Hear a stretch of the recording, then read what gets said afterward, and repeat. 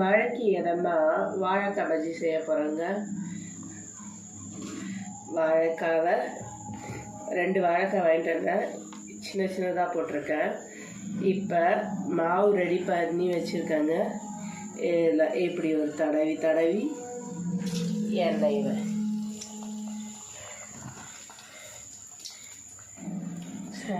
பட்டும் படாமல் அவ்வளோதான்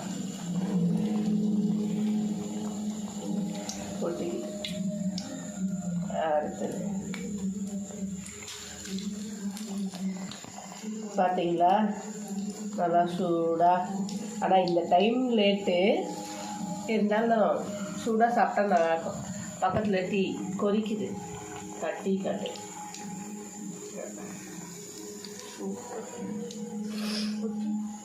பிடிச்சிருந்தா லைக் பண்ணுங்கள், ஷேர் பண்ணுங்கள். தேங்க்ஸ் ஃபார் வாட்சிங்.